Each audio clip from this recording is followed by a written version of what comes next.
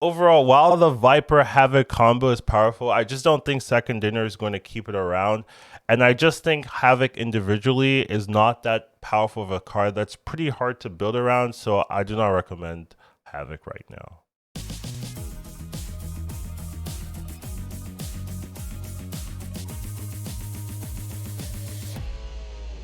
How you doing? Today we're talking about Havok, the Menace, Cyclops brother. I think that's the lore, right? We're going to be talking about how good I think he is. I'm trying something different as well. I'm trying like a preview of like the my opinion just to kind of get that out there. A lot of people like skipping stuff, so I want to kind of just try something different. Let me know your thoughts about that. But yeah, let's get started.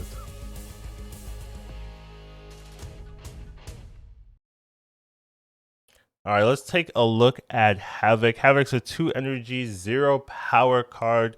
With the on reveal, after each turn, you lose 1 max energy, and this gains plus 4 power. So you're going to gain the 4 power at the end of the turn. So when you place on 2, you'll gain 4 power. So it'll be a 2-4 even on the first turn, but you will be losing that 1 max energy. The way it works is when you play the card, that turn you played, you're kind of locked into that turn since you're not going to be gaining any more energy from the turn you play. So if you play on 2, you're going to have 2 energy for the rest of the game. So it's a pretty risky thing to do early. The earlier you play it, the more energy you're potentially losing throughout the game.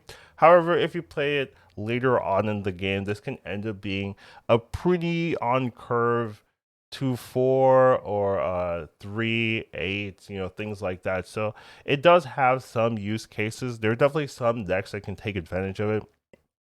I know most people that are getting introduced to this card probably right now are getting Havok into Viper, and that is obviously very toxic. It locks you into the turn you played. If you're unlucky, you can get Havok Viper on turn 3, but most likely you're getting Havok Viper on turn 4, which is still very good because you're just being locked onto turn 4. It means you can't play your 5 or your 6 drops. So that can be a pretty annoying combo to deal with. However, is that a consistent combo? Probably not. You're not going to be seeing that. Even if you are playing that deck too often, it's kind of like some of the other Viper combos that have been in the game. It's not a consistency that you can rely on your deck for, but it is something that is pretty frustrating when it does happen, and it will happen to you if people are playing this. So just be aware of that. But yeah, other than that, there's other synergies. If you could play low cost cards, you can kind of mitigate the Havok effect since you're not going to be punished with your hand. You can play with Ravonna, you can play with Negative, you can play with Wave, and just Junk already is playing Viper, so that just kind of fits right in. So there are some combos in it. But when we actually just talk about do I recommend this card or not, overall, I do not recommend this card. I just think there's a lot of constraints to this card that you have to deal with. It's a card that requires building around. You can't slap this into any deck. You have to know, okay, what happens if I play this and I don't have Viper? Can I still play out my end game? Is there a strategy that I can do? I just don't also think the toxic Viper Havok combo will stick around. Like Second Dinner does not like those type of interactions from history. Like if you can shut things down like that, they're already talking about dealing with lockdown, and this is like a more toxic version of lockdown. This combo, so I just don't think you will be seeing this for a long time. So yes, this week we'll probably have, the OTA is coming out soon, so I don't know if they have it in the OTA, but definitely the next patch this will change. So I just don't see that combo being like, oh yeah, this is why you should get Havok. If you like Havok for that combo, use it for now, but it's likely not going to be the end result of how you play Havok. And I just don't think it's a very consistent card. You have to put in a lot of work to make it work. There are some combos that'll make it better, but then you have to be playing those combos. It's not something you can slot into the best decks, right? And I just think that's what the best historically the best cards been able to do, been able to be slot in the best decks. Havok is not one of those cards, so I just think it's going to be harder to play him because you have to go against the best decks, right? But that's the issue with cards.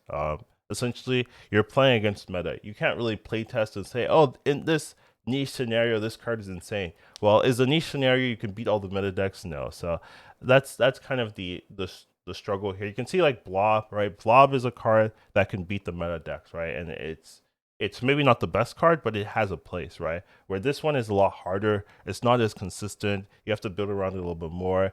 And and when you look at the numbers in terms of like how much energy are you losing, kind of did the tracking. So first turn, right, losing energy on the last turn doesn't really matter. So it's kind of like a 2-4, right? You're not feeling the effects. Then you lose that one energy, right? So it's a 3-8, which is still above average, but it's still a 3-8. Then you're losing another max energy, so it's like you're losing two. So it's a 5-12, which is still like on par. That's like a Gamora, right? It's generally acceptable. But once you get past that, right, then the energy cost becomes like very, very high and really not worth it, right? 816 is nothing. So, and 1220 is really not doing anything for you, right? Hulk is that and more, Infinite's arguable. Infinite's arguable, but there are some synergies, right, where it's better than that. So it's just you can really fully utilize it when you're using it like late in the game. So a lot of people are just saying play a turn 5, and there are some combos to play a turn 5 wave with Havoc on 5, let you play your 6 drop anyway. So that's a pretty good combo. You can play with negative, right? Turn it into a 0-2, so you don't really, and a lot of your negative cards are also very low cost, so it's not an issue. You can combo it, you can just Viper it, of course. You can play with Ravonna, right? Ravonna will turn this into a 1-0. So instead of being a 2-4, it's a 1-4, and then it's a 2-8, which is pretty good value, right? So that's another way of really adjusting it. So there are ways to play this, but you have to kind of look for those opportunities compared to some of the other top tier cards. And last thing, this is a Series 4 card. So even if I'm wrong, right, and this ends up being like super meta in some deck that's like really good or obscure, you can just buy it off Token Shop, right? So if you just wait, you could just wait and see if this ends up being good. I doubt it'll end up being statistically good, but my opinion is like don't buy it through the spotlight unless you need Nico, which we'll talk about. But other than that, just wait and see. And I wouldn't like jump the gun on this card. So that's my overall thoughts on it. But we do have some decks. Like I still think there are some decks you can try it with, but not like crazy value here. So here we have Havoc, right, generally. But let's look at the spotlight. This is really what we're looking for. So here we have the spotlight. This is what I made at the beginning of the month, right? I still kind of agree with this. Nico is just good enough to pick up by itself. And if you get Havoc, that's fine. If you get Legion, that's also fine, right? But you're really just looking at the spotlight because you want Nico. I think Nico is still a fantastic card to pick up. And when you look at the Havoc individually, right, I just don't think it's worth picking up by itself without the Nico potential. So that in my opinion really hasn't changed too much. But yeah, and they're both Series 4, so I wouldn't waste Spotlight Keys on Series 4 by itself. You have to be looking for Nico and something like that. So that's my opinion here. It hasn't really changed. I still agree with this here. But if you do want some decks, I do have a couple of deck ideas. Now, I'm not a big fan of Havoc or holistically. I do think Viper Havoc is strong. Like that is good. That's powerful, of course, right? Like you're shutting your opponents down to 3 or 4 mana. Like that's going to be very, very effective. You're not going to get tons of Qs, right? People are going to leave if they're locked down to 3 mana, right, in the game. But still, that is a strong effect, but it's not like something that's going to last, in my opinion. And you kind of need other strategies, and there are other things to do. First one I have is Mr. Negative. I think Mr. Negative just kind of negates a lot of the Havoc downsides since a lot of your big plays will be 0-cost cards, so the Havoc isn't really hurting the deck. So it just gives you another like big play that you can do. Most likely you're going to be playing Havoc after Mr. Negative, so it's likely going to be on turn 4. Most likely you're going to Psylocke or Ravonna on 3. You could try putting Viper in this, but I think the deck just works itself as a Mr. Negative deck, and then you don't have to add the Viper on top of that kind of synergy. You want to be playing negative on 4, not Viper on 4, anything like that. But it is something you could play around with instead of like Sunspot. You could just have a Viper for for funsies. So I think there's definitely some potential here. But I think this is like a deck where the Havoc drawback isn't really affecting you too much. So this is something I would take a look at. Next up, we have another. This is a non-high evolution, non-Mr. Negative version where you're just taking advantage of Ravonna. You get to play Viper in here. So this is something that people will be doing to you probably this week, where they play Ravonna, they'll probably snap, and then they'll play Havoc Viper on 3, and then you're locked into 3 mana for the rest of the game, right? That's like,